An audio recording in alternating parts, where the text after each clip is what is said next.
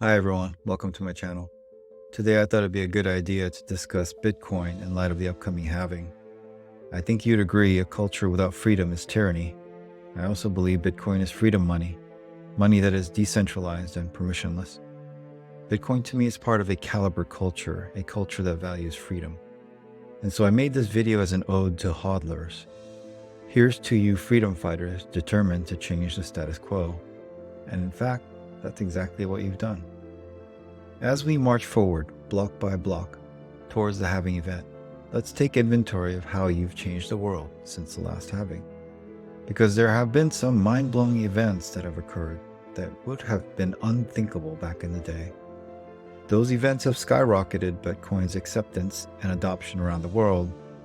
So not in any particular order, those events are: MicroStrategy buys huge chunks of Bitcoin. Michael Saylor sets in motion his flywheel all the way to the bank. Another public company, Tesla, buys $1.5 billion worth of Bitcoin and accepts it as payment. So does Square, another Bitcoin-friendly company. El Salvador adopts Bitcoin as legal tender. Nayib Bukele turned a tiny, crime-ridden, poverty-stricken nation into a shining citadel of Bitcoiners. Next, the SEC's Gary Gensler admits defeat and reluctantly approves Bitcoin spot ETFs.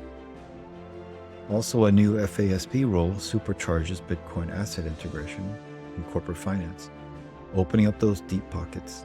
And lastly, the steaming pile of crypto coin-related clowns, meltdowns, convictions, and drama, namely Do Kwon, scam banks for fraud, CZ, Mashinsky, etc., decimates the entire cryptocurrency industry, dragging Bitcoin down with it. That's not to mention both an all-time high and more than 80% drop in the fiat Bitcoin price. That's a lot of drama, but all necessary to increase recognition, normalization, and ultimately adoption. So the last time there was a halving, the pandemic was going to be the end of the world.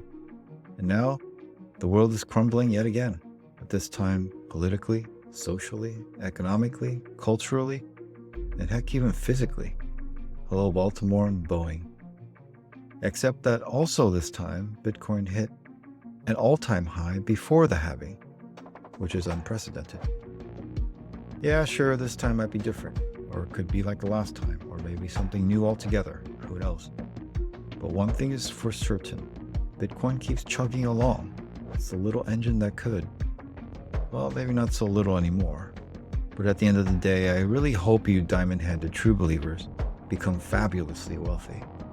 What a blessing that would be, having hodled through all the FUD, all the haters, perhaps even your own self-doubt. But I also hope, and I really do hope, that you believe as I do, a bit idealistically and perhaps naively, that Bitcoin can or will bring about real, meaningful, societal change for the better.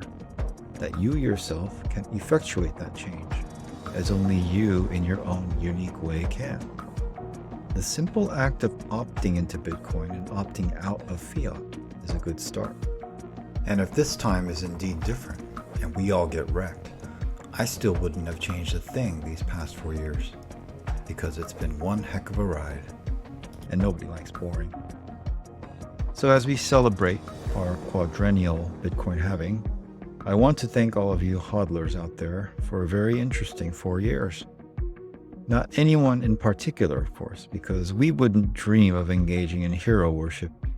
Hodl on, everyone.